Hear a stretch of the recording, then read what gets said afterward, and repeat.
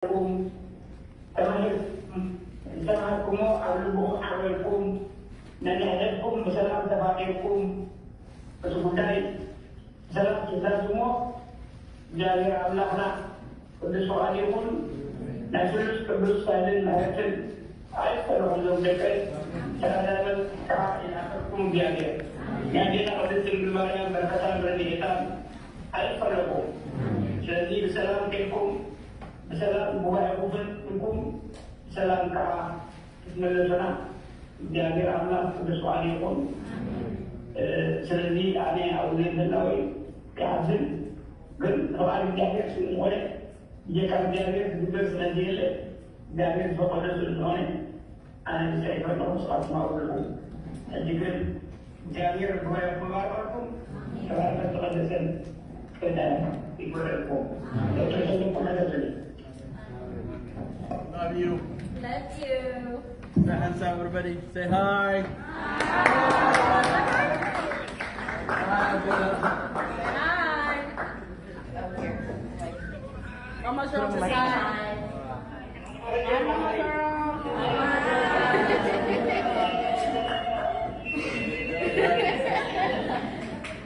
Thank you, thank you. Thank you, guys. Salamat po.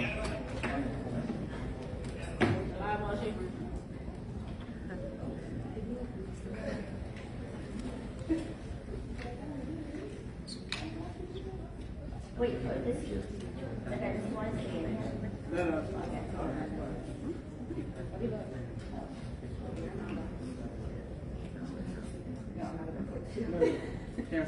There we go. All right. Okay.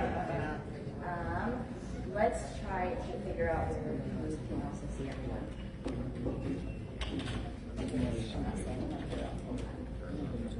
You are muted. Okay, thank you. Is there a way, having some dialogue and asking some questions, and then we're going to do questions at the end? What's helpful if there's like a liaison? You can you can tell them what people are saying and like kind of responding just so that I'm not talking at everybody for the whole time. Yeah, makes sense. Okay. Do you prefer it to be facing the other way so you can see like the general public, or? Just see everybody. Yeah. There you go. There we go. Yes, that's helpful. Thank you. We're going to introduce you and give a quick bio and then pass off the mic. Great.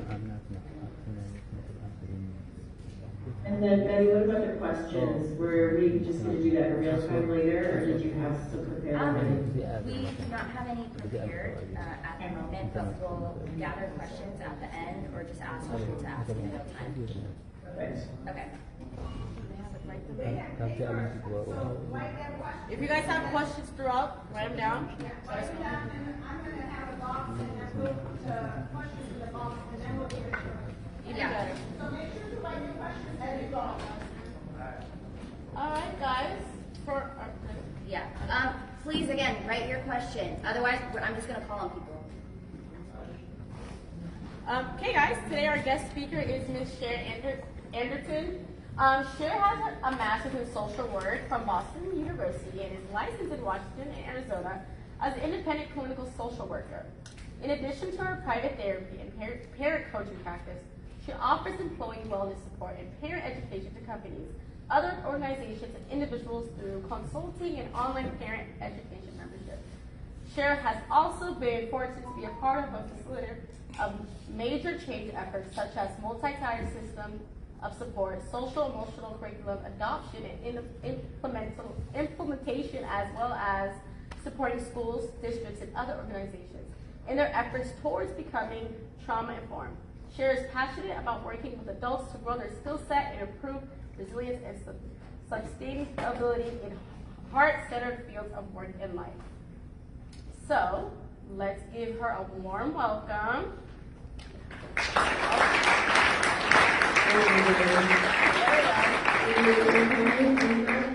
Yes? You guys hear her okay? Great. I think I need to shorten that bio. So I'm going to go ahead and share my screen with all of you. So you can see some slides. And then we're going to get started. So in the beginning, I'm just going to have some slides. We'll have hopefully a little bit of dialogue with Cosm's help.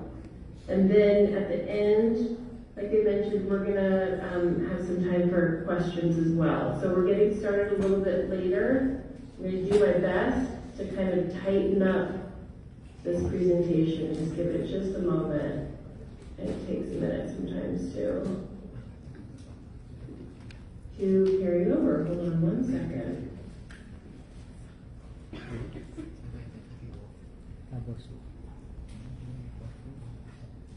Okay.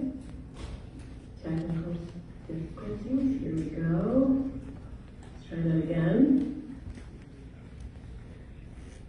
There we go. All good? Yes, ma'am. Okay, thank you. Okay, so I always begin my time with folks with a land acknowledgement. And this is just a simple way for me to resist the erasure of Indigenous peoples and their history. I have actually no idea where you're located right now, so I don't know, but a quick Google search can help you know who you can honor in this moment. I am in Arizona right now, so I honor the Pima and Maricopa peoples today. Okay. So today we're going to be talking about developing mental health hygiene. So you might be familiar with the term physical hygiene when we talk about practices that help our bodies be clean and us be healthy and all the things. But we also need to really talk about developing mental health hygiene. So practices, tools, and strategies that help us experience well-being. So well-being can look a little different. Recording in progress. So there's some things that are universal for all humans, and then there are other things that can be specific to you. So I'm going to invite you to take a moment right now to write down 3 to 5 things, 3 to 5 words that connect to your definition of well-being or success. Because you've got to be at your age of developing those things on your own. So 3 to 5 words that connect to your definition of well-being or success. Hopefully y'all have pen and paper ready to go. Looks like they all. Guys, in your notebooks, just write this down in your notebooks. Betty, this table needs notebooks.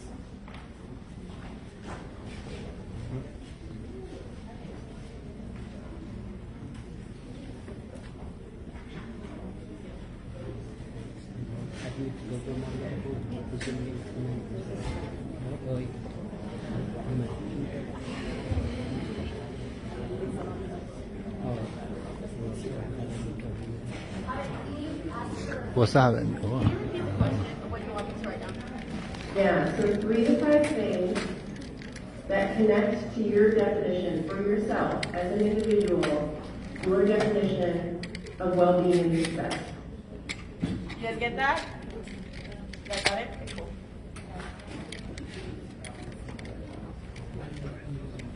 And then also write down what are some ways that maybe your family, your culture supports that well-being or success. So make some connections for your brain about why developing your own well-being or mental health hygiene is a good thing for you.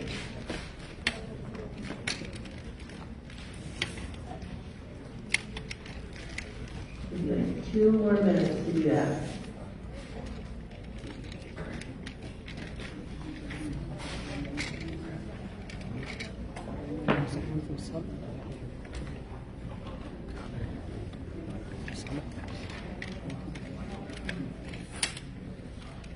Now it's in the morning, and we're all getting kind of going. Yeah, they're moving a little slow. Yeah, it's okay. But it's really important just to get our brains here in this space and like into the content a little bit. So this question will help you get there. You guys need some more time? Yeah? We can give you another minute.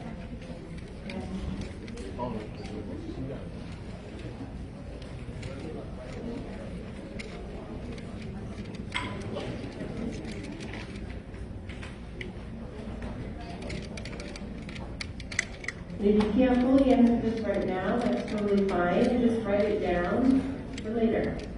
It's something that you can also do in some time when you're on your own, like in self-reflection.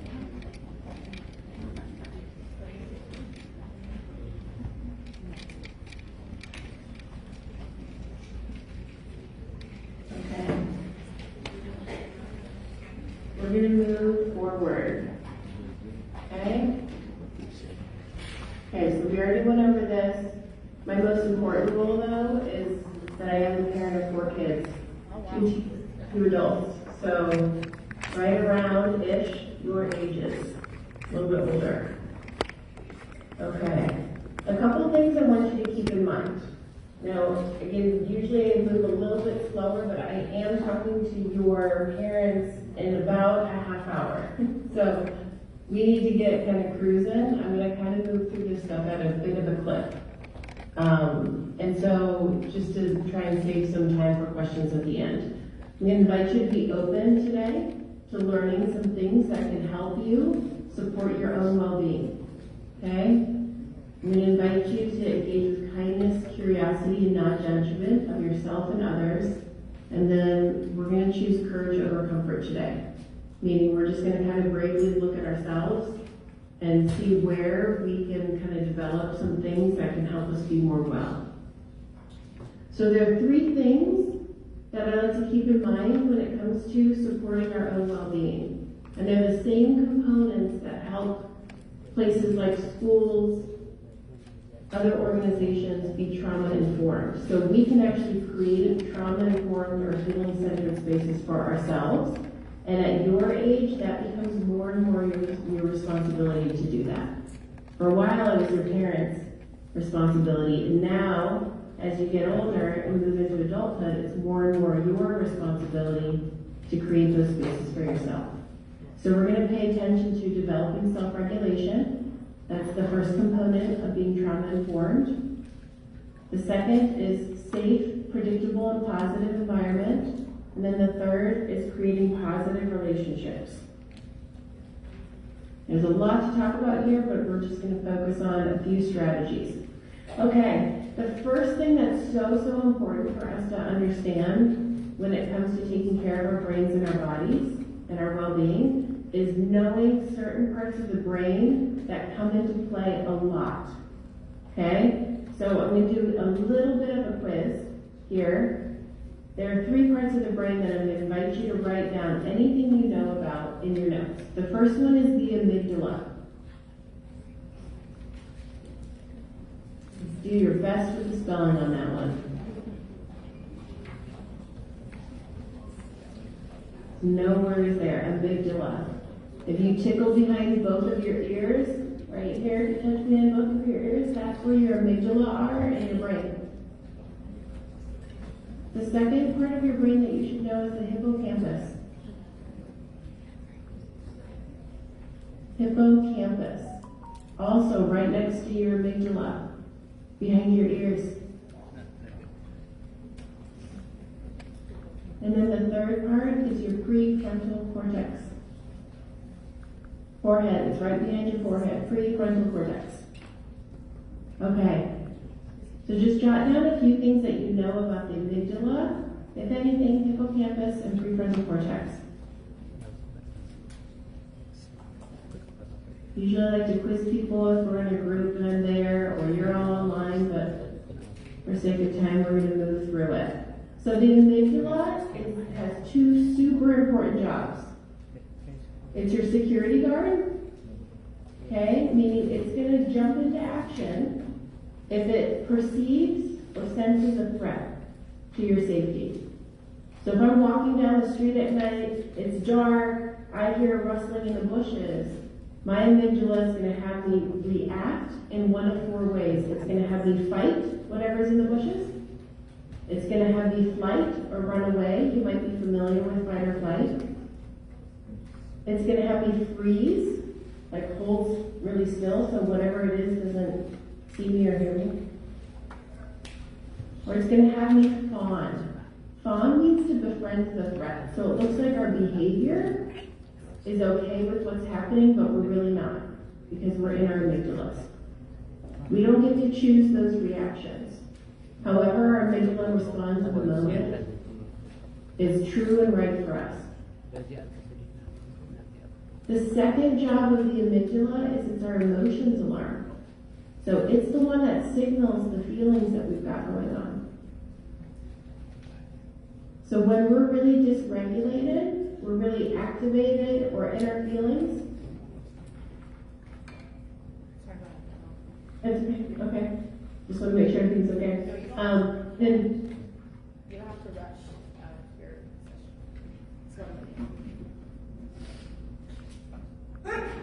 So when we're having big uncomfortable feelings, I use the phrase, we're in our amygdala. Okay? It's hard to think or see straight when we're really in our big feelings. And here's the interesting thing about where you all are right now in your brain and body development. You are in a space where you sit mostly back here in your feelings part of your brain. So when I feel anxiety, it's going to feel really different from you feeling anxiety because you have fewer of the other parts of your brain online that help you regulate your feelings. You can, it's just a little trickier for you. That's why it's good to develop these kind of strategies we're going to talk about today. So amygdala, security guard, emotions alarm. Super, super important job. The second part is your hippocampus. That's your memory saver. That's where all your memories are stored. And then your hippocampus talks to your amygdala all the time and says things like, oh, remember when that one friend looked at you that way and they were really mad at you and then they looked at you that way again? And so it's feeding information to the amygdala, which then can activate the amygdala and get you all in your uncomfortable feelings. The third part of our brain, behind your forehead, that I think is good for every human to know about, is your prefrontal cortex. It has a bunch of really important jobs.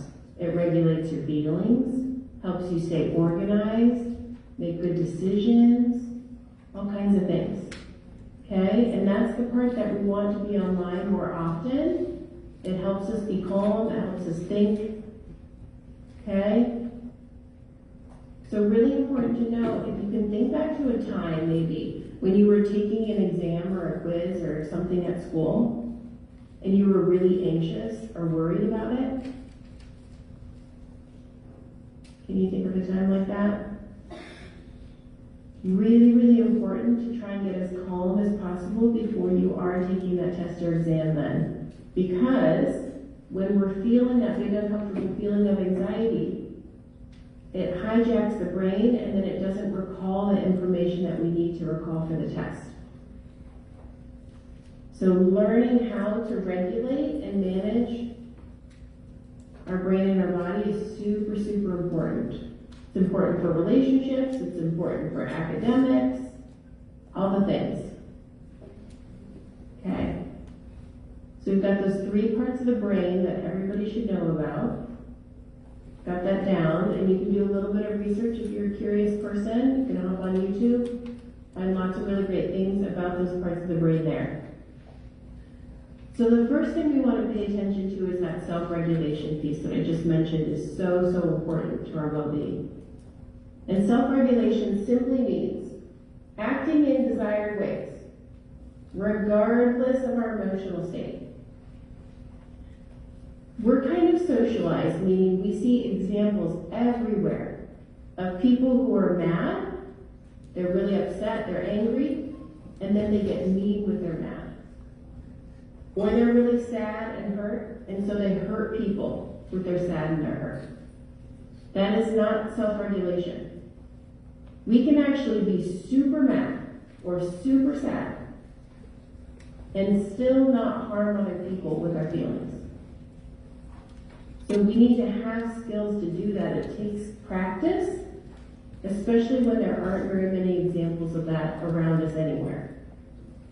Okay?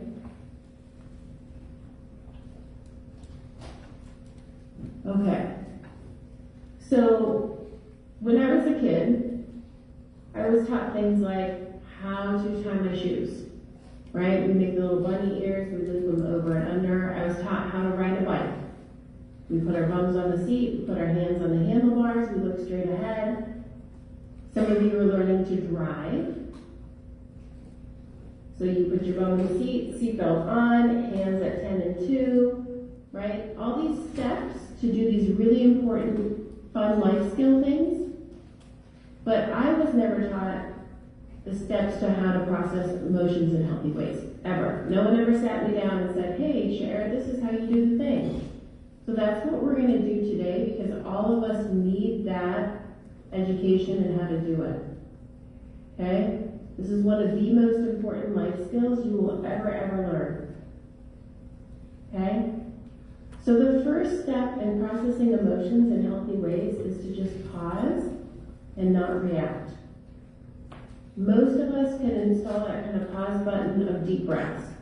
So when something uncomfortable is happening, we feel it in our bodies, right? We start getting kind of activated, our nervous systems are getting hyped up. We're feeling uncomfortable. We want to take some deep breaths right away, okay? So everybody right now, just take a couple deep breaths. No big deal, just, okay? Because when we're starting to get in our amygdalas, which is what's happening when we're feeling uncomfortable, we need to be really intentional about taking deep breaths to calm us down. The second piece of processing feelings, like uncomfortable feelings in healthy ways, is to actually name what we're feeling. Wow, I'm feeling really anxious right now. Ooh, I am so sad that that happened. I am humiliated that that person said that in front of a whole group. Whatever it is, that we identify what the feelings are, because feelings are just information. That's it. Just information that our brain is sending us for us to pay attention to. And so we want to actually name the feeling in order to process it in a healthy way. So just simply identifying. I often invite my teen clients and even my adult clients to print out feelings charts, because we're not very good at identifying our feelings as humans. So sometimes we need some help with some visuals, like a feelings chart. And this is just a practice throughout the day. You can pause, you can check your feelings chart, or sometimes teens will have it. There's great apps out there that can help you with your feelings. And so you can go into the app and you can pick different feelings that you can identify, how you're taking care of yourself. There's lots of options out there that can help you with this practice. And then the third part is knowing what to do about the uncomfortable feelings. So I teach people something called a feel-good plan. You can call it a bliss list, you can call it whatever you want. But here's the thing to pay attention to. There are all kinds of unhelpful coping strategies that people use. Things like substances, things like self-harm. Those are all coping strategies, but they're just not helpful in the long term. They might put out the fire in the moment of the feeling, numb it out, whatever it is, but it's not going to help you long term take care of yourself in the best possible way. So this plan that I'm talking about is a list of healthy things, helpful things that you can think, say, and do when you're having big uncomfortable feelings. Okay? So there are 3 things that should be in everybody's plan. This is a really important thing that I would love for you to write down in your notebook. 3 things that should be on everybody's list. The first one is deep breaths. One of the best tricks we could use to calm our brain and our body is to take some deep breaths. That also helps invite that pause, so you can figure out what to do in the moment with those big feelings.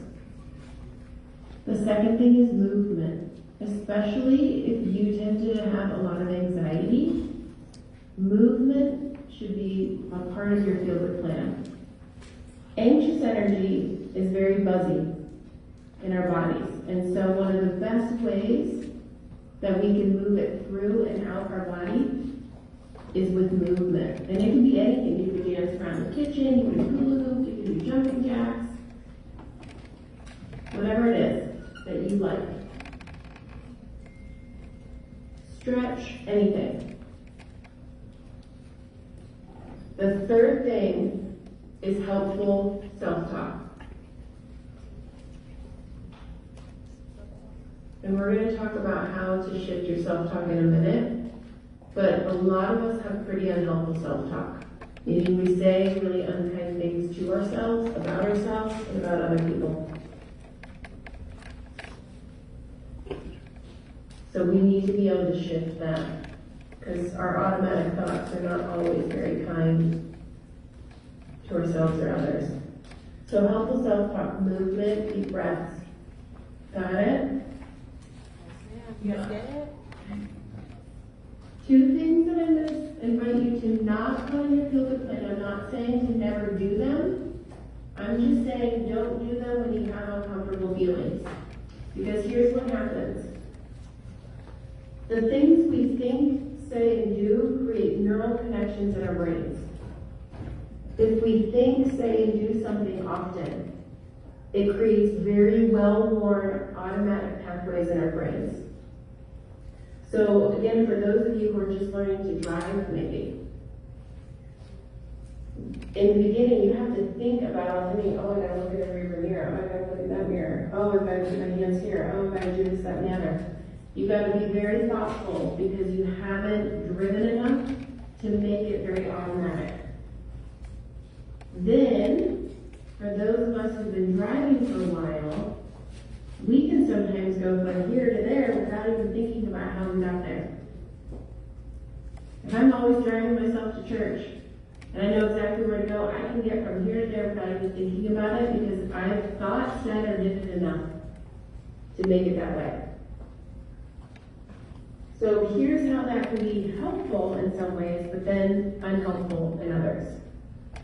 If I'm feeling embarrassed or anxious, and I always pick up my phone to start scrolling through social or tuning out on TikTok, whatever it is,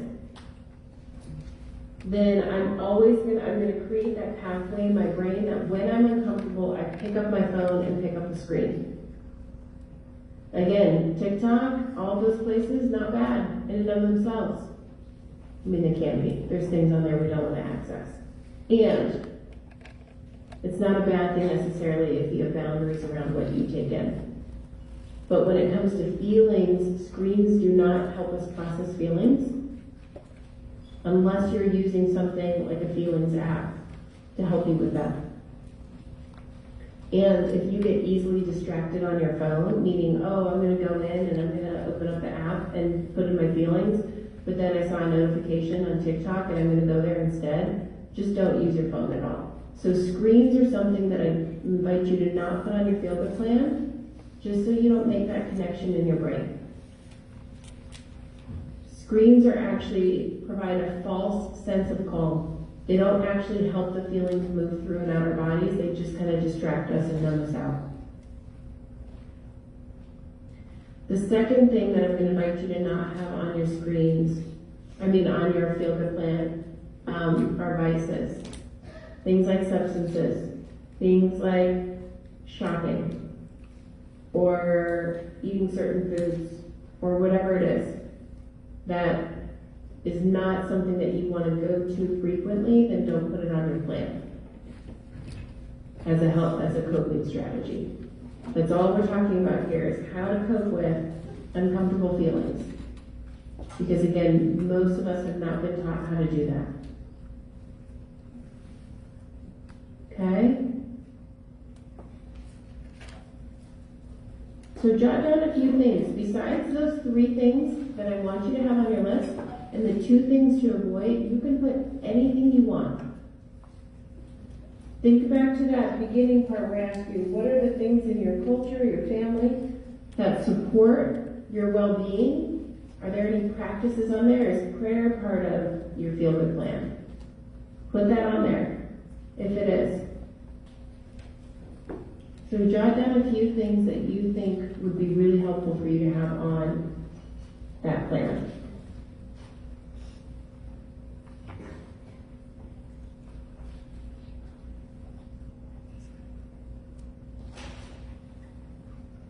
And it may seem kind of silly to say, hey, there's 3 steps to processing emotions in healthy ways, and as you practice this more and more, it becomes automatic. You're not going to be, going, oh, that was step number 1 is pause, step number 2 is identify the feeling. You're just going to flow through the process because you've practiced it so much, which is ideal. So then you can care for yourself whenever you need to.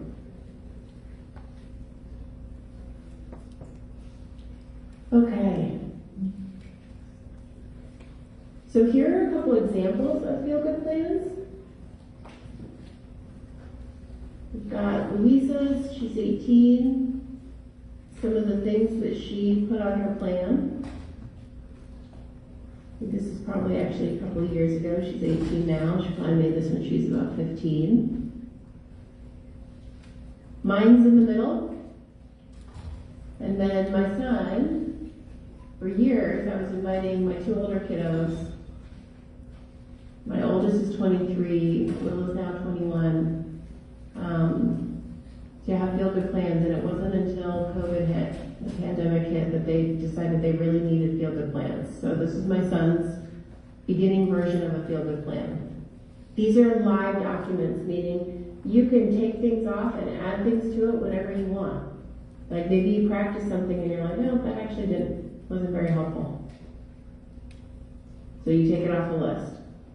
Or you see something that somebody else is doing, you're like, oh, that'd be cool, I'm gonna try that and put it on my list. Okay, so here's some examples. And I do recommend a list that's a visual, because when we're teaching our brains new tricks, so to speak, we want to have something in front of our brain as much as possible to remind us. Otherwise, we're just going to go back to our old coping strategies, maybe ones that are less helpful. So have something out in your room, on your mirror, in your phone, whatever works for you. Remind you of it often. Okay. So self-talk. I remember I mentioned earlier that a lot of us have some unhelpful self-talk. I want to see if you can identify, and this is just for you, what percentage of your self-talk do you think is unhelpful versus helpful? How do you talk to and about yourself and others most of the time? When I ask clients that question, or when I ask groups of people like you that question, typically people will say they have 70 to 80% unhelpful self-talk and 20 to 30% helpful. And I can't quite see the room, so I'm just looking at the lights. Holly, will you move the screen, or Betty, move the screen just a little bit facing down a bit more? There, that's perfect, thank you. How many of you would agree with those numbers? Like you have 70 to 80% unhelpful self-talk.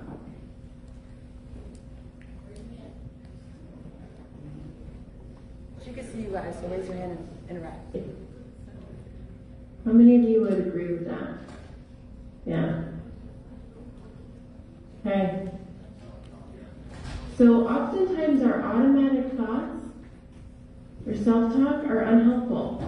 But we don't realize that we actually have a superpower that every human being has, which is to shift what we think, say, and do to be more helpful for us. We can actually replace unhelpful thoughts with more helpful ones. You get to actually decide, because so much of the wiring that you have right now, you didn't get to choose. You just picked it up as you were growing up. So as you get older, you have more and more choice. And you can look at that self-talk and be like, oh, that's super unhelpful. Because here's why that's really powerful for your well-being. Say I had a really stressful day. I had a lot of work things going on, and then my kids are having all kinds of things, and I've got to do dinner, and then I've got this, that, and the other. and I'm really stressed out. And so I decide, okay, hey, I'm gonna take some deep breaths. I realize I'm stressed and overwhelmed. And so I decide I'm gonna go on a walk. Just a short one, that's all I have time for. I'm gonna do a walk around the block. But the whole time I'm walking, I'm talking I'm ruminating on what happened, and oh, my kids left their stuff out all over the floor again, and I'm gonna come home from that walk, because of my self-talk, probably more stressed. It actually didn't help. So we do want to be very careful how we're talking to and about ourselves. Words are super, super important, even when they're silently rolling around our brains. We have a lot of research to say that words can help us out a lot or not. Okay? So you get to choose. It's pretty amazing. So let's tap into the superpower. So this is called a cognitive behavioral therapy thought triangle, or thought triangle for short. It's just a visual that reminds you of the things that we think impact how we feel, and what we say and do. What we say and do impacts what we think and what we feel. So for example, you're going to go back to test in school, okay? And your self-talk is, even though you study, is, I can't do this, I'm going to fail this test. And then the feelings that come with that thought, or that self-talk, defeat, anxiety, despair, frustration, all kinds of uncomfortable feelings. And then what happens? Oh, I'm in my amygdala, so I can't remember the things I actually studied. Or I give up halfway through the exam because I keep telling myself I can't do it. When we notice the thought or the feelings that are unhelpful or uncomfortable, that's the moment we get to choose to change it and replace it. Okay? So here's how you do that. You catch it. You say, oh, that's unhelpful self-talk. I don't need to talk that way to myself. I'm going to think this instead. This test is going to be really hard, and I studied, I practiced, I'm going to do my best. Okay, so I'm going to give you a moment to roll some words like that around in your brain and just notice how your body feels, because honestly, in seconds or minutes, we can completely change how we feel in our bodies by shifting what we think. Maybe it doesn't make the anxiety go from an 8 on a scale of 1 to 10 down to a 0, but does it make it go from an 8 to a 6 or a 5? That would be a huge win, right? But what we don't want to tell ourselves is that everything is awesome and things are going to be great and fine, because that's not validating to our experience. Notice how in my self-talk I said, this test is going to be hard, and is the part you get to choose. The first part is validating what's happening for you. So think realistic, and then hopeful. The hopeful part is what you choose for you to create wiring in your brain to promote your well-being. Okay, so realistic and hopeful self-talk. And just little by little, shifts in what you think and feel changes everything else. This is also a really lovely rabbit hole to go down on YouTube. If you type in CBT triangle or thought triangle, tons of videos out there that you can check out to learn how to do this better. Because if you can master your thoughts, friends, if you can do that, practice that, there's nothing you can't accomplish in life, really. Physical, mental, emotional well-being, great relationships. Because so much of it has to do with the things that we tell ourselves, the stories that we've got. Okay? So go ahead and dig deeper into that if that would be helpful for you. The second part, we're going to just move a little bit through this. So I invite you to create your own feel-good plan. Hopefully you jotted some things down earlier. The second piece of you caring for your brain and your body is creating that safe, predictable, and positive environment. Boundary setting is a huge part of this. That means that you are careful about what you take in and what you think, say, and do for yourself. Boundaries are not about how other people behave. It's about how you respond or react to things. It's all about what you control. So I put this picture up here because when we want to think about boundaries as guardrails, things that kind of keep us in the lane that we choose to be in, that are protective. And then having routines and structures. When you think about routines like going to school or getting back,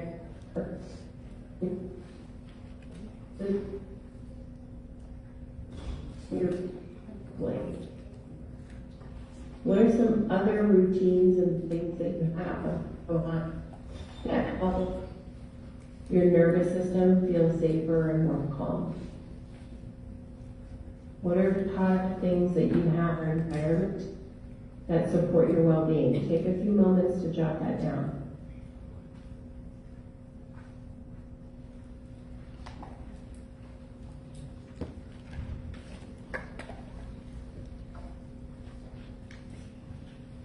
We always want to pay attention to where good things are happening for us so we get more of that. Sometimes we just pay attention to where we're not doing the right things, or we're doing things that aren't okay, versus where we actually are practicing things that help us. But we want to let our brains know that we see it so we get more of it. And then I'm going to skip the next slide and we're going to get into positive relationships. So remember, these are all three components of creating really lovely spaces for us to exist in as much as possible. So again, practicing this at your age, when you move into adulthood, then you're going to have more strategies and more skills to create really lovely places for you that help you feel, again, spiritually, emotionally, mentally, and physically well. So humans are wired for connection. You are all in community together right now, which is really, really supportive of well-being. So that's definitely a plus and a strength already. We all need to feel like we matter and belong somewhere. We can also choose to matter and belong to ourselves and to other people. So I want you to pause for a moment and write down a few things that you feel like you're doing to support positive relationships. You're here at this retreat. What are some other ways that you surround yourself with relationships that are really helpful for you? Who are some people that you choose to be around that fill your bucket most of the time? Humans are messy, we're imperfect, so sometimes we say and do unkind things, but in general, do you have people in your life that energize you and help you feel good most of the time? And if so, write down a few of those people.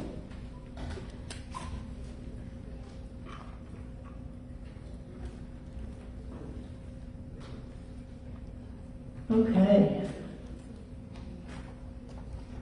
For time, let's get into any questions that you might have. So anything that we talked about today that doesn't feel really clear, or anything that you have a wondering about when it comes to this. One of the things that I do also want to mention, that if you or someone you know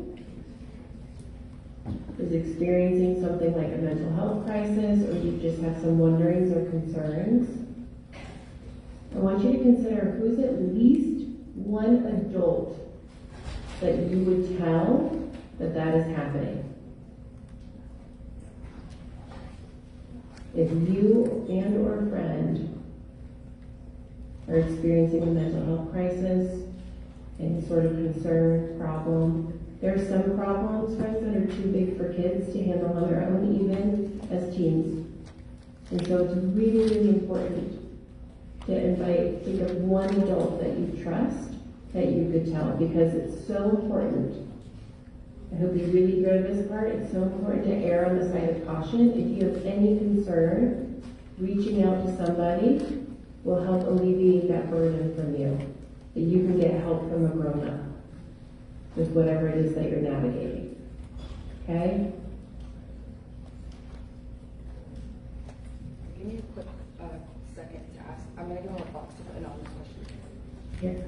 Okay, you guys, we're going to walk around with a box. Anonymous questions are welcome. And then we'll read them out loud and let her answer really quick. Okay? So get your guys' notebooks, write questions. We'll walk around and collect them. We have like 2 minutes. So quick. Can you walk around the box?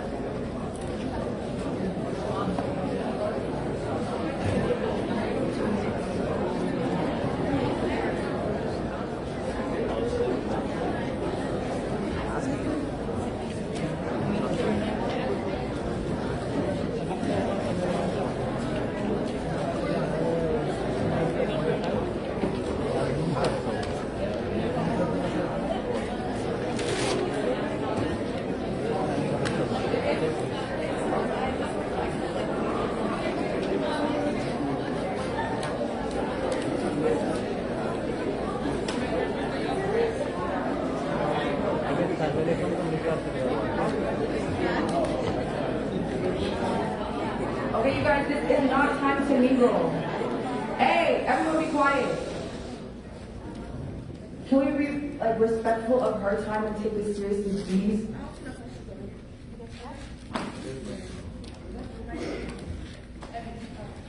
And we're keeping track of points. And I'm gonna be honest, you guys are all in the negatives. I'm being so serious, so take this seriously.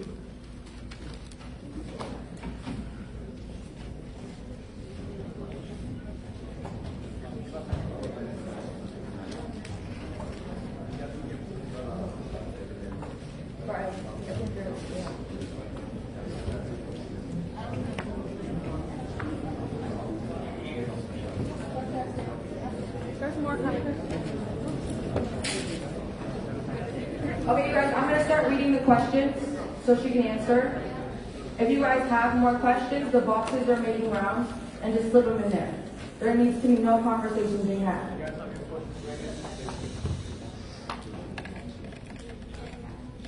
Okay, so are you ready for the first question? Yeah, go ahead. Okay, the first question is, we talked about regulating emotions. What is a good way to have an outlet for emotions, especially the more overwhelming ones? Mm-hmm. So that's where your feel-good plan is going to come in handy. So if you feel like you check in with yourself and you ask yourself, what do I feel? And you're having some big overwhelming emotions, the next question is always going to be, what do I need? What do I feel? What do I need? And hopefully what you need is going to be on your feel-good plan, and it's going to be a healthy choice. So if you're feeling angry, go for a run. If you're feeling anxious, see if you can move that energy out of your body. If you're feeling really sad, be with the sad. It's okay to be sad. It's okay to have these feelings. Research shows that if we just be with the feeling for a few minutes, that's all it lasts, typically. If we just, okay, I'm feeling sad right now. What do I need? I need a snack, and I need to talk to my best friend. So just knowing that, getting to know your own nervous system and what you need to help the feelings move through and out your body, that's your job to figure out, and sometimes it's a little bit of an experiment. So look at it as like a science experiment, get really curious. What is my nervous system like when I'm feeling angry? Keep in mind, we don't want any coping strategies that harm ourselves and or others. Okay? Perfect. Okay. Again, can you guys please make sure you guys are listening, because I can see you guys having a conversation. The next question is, how did you get into social work? That was a little bit of a long road. So I was a stay-at-home mom for a long time, and then we adopted a kiddo from foster care. He was almost 8 years old. Came with a pretty big story, and I got introduced to social work then, and then went to grad school about a year after we adopted him. And now he just graduated high school.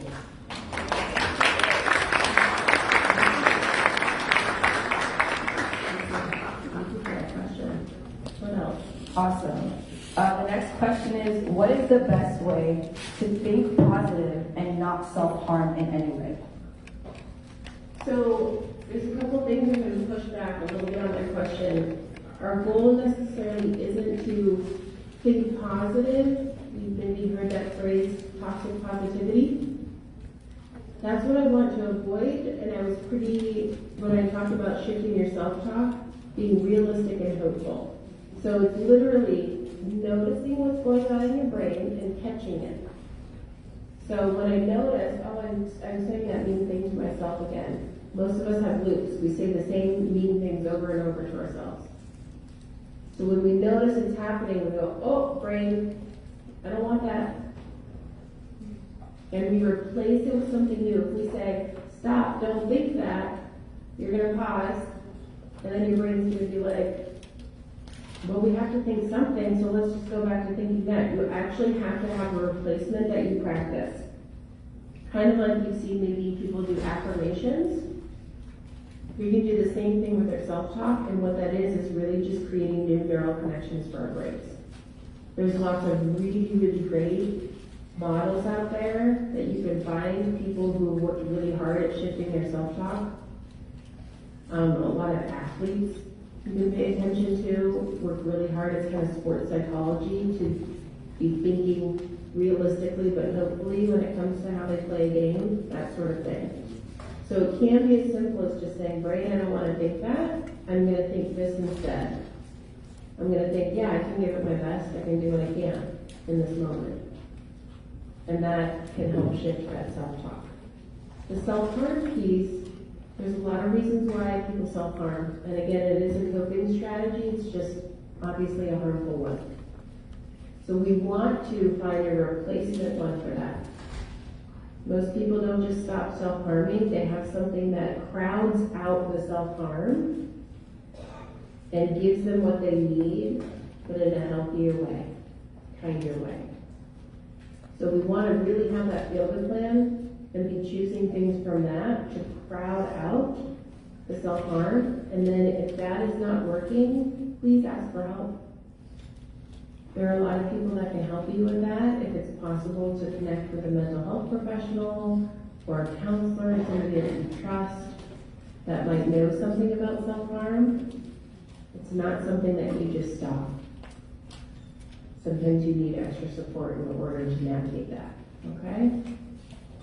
All right, awesome. And then before I do the next question, I'm going to have you two come stand with me. You know what I'm talking about. They already know. It's okay. Just come join me. You guys can help me with the question. Yeah. Come on. No, they know what I'm talking to. They know. Just come on. Okay, I'm going to read the next question. And they kind of go hand in hand, so I'm going to read two. Okay. One of the questions is, what if you don't have an adult you feel comfortable or feel like you can talk to when you're going through something? And the next question is, how do you engage this feel-good plan / mental well-being with your parents? What was the last part you said, Hoffman? How do you engage this feel-good plan / mental well-being with your parents? Your parents, okay. So the first part is around not feeling like you have an adult.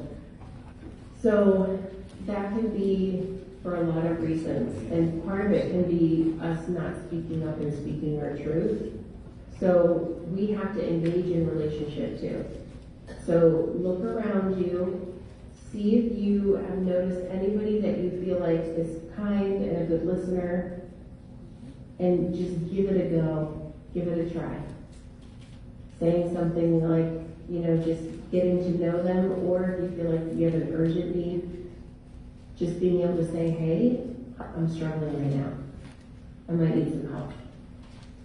Okay, so there has to be some sort of kind of vulnerability to reach out and ask for help. Asking for help is a skill. It's so, so important. It shows a lot of social and emotional maturity to be able to ask for help. So practice that skill of asking. The second piece around feel-good plans is that I believe that every family should have, everybody in a family should have one. So if you come home from this retreat with this strategy. Hey, I'd really like it if everybody had a feel-good plan. There are resources on my website. You can watch a video about how to use feel-good plans. There's papers on, how to teach parents and adults how to create them. You can find lots of free things on my website to find out more about that, and you can watch that together as a family because it benefits. I love that question because you're noticing the connection. It benefits everybody in the family to be practicing self-regulation strategies. It's just going to create a safer space for everybody to just have more calm, especially home, wanting that to be one of the places that can always feel more like a safer space. A feel-good plan can be part of that. There's a lot that goes into that, but a feel-good plan can be part of it. So encourage your parents to have one. And if nothing else, you do it. Because a lot of change can happen within yourself if you're just practicing these things. Again, you're at the age where you've got to be developing this for yourself as well and taking that on. So that would be my suggestion there. Okay. Anything else? Yeah. What's a good example of creating boundaries? What's a good example of creating boundaries? Sorry, I mixed a little mumble. I get it. What's a good example of creating boundaries? What's a good example of what? Creating boundaries. Oh, creating boundaries. Sorry about that. Creating boundaries. So, for example, highly recommend that if you are on any sort of social media that you regularly do cleanups. Meaning you're really careful. All of the things that people say and do in those spaces do impact us and our well-being, for good or for negative.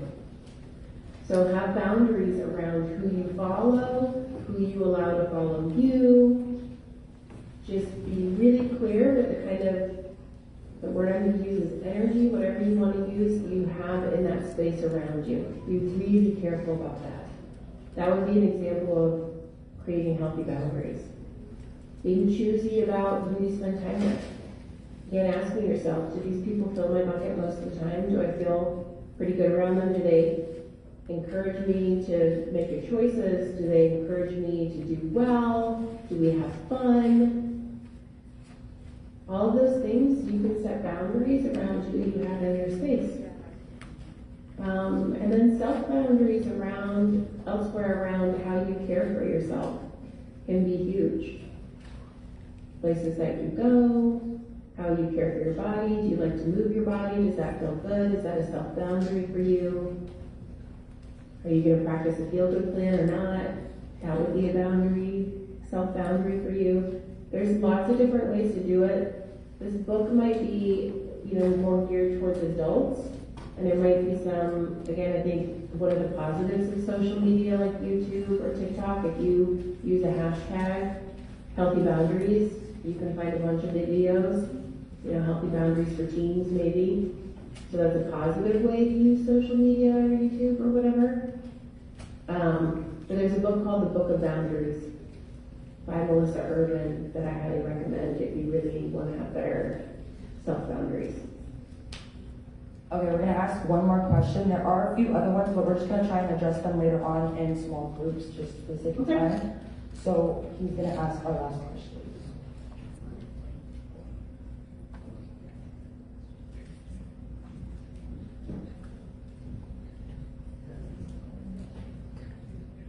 Is releasing your emotions gonna hurt you later on? Sorry, you might need to get a little bit closer to the computer Is microphone. releasing your emotions gonna hurt you later on? The question is releasing your emotions going to hurt you later on? I'm so sorry, there's something about maybe just the angle. Is releasing your emotions going to hurt you later on? No, the opposite is true. So when we don't process our emotions in healthy ways, we kind of stuff them down and think that if we ignore them, that they're going to go away.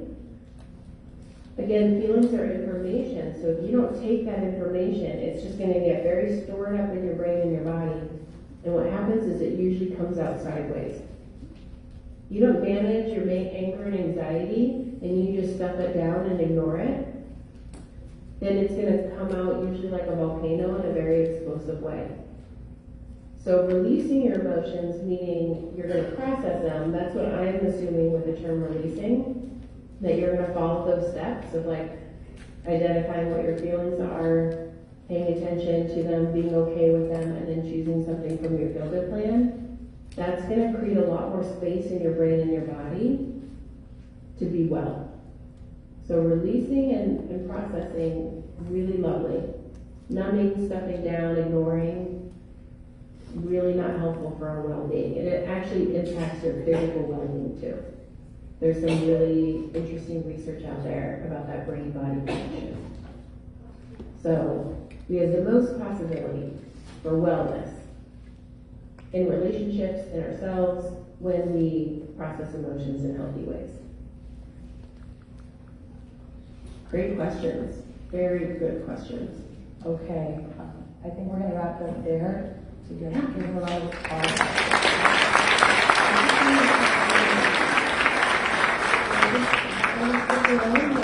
How's that?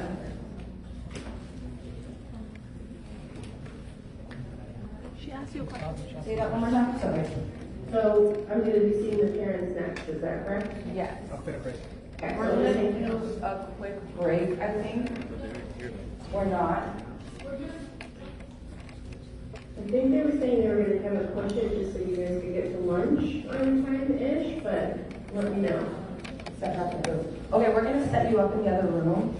So I'm just gonna disconnect you from the projector real quick and then we'll figure it out. Perfect, I'm gonna mute and go off to the other. Thank you.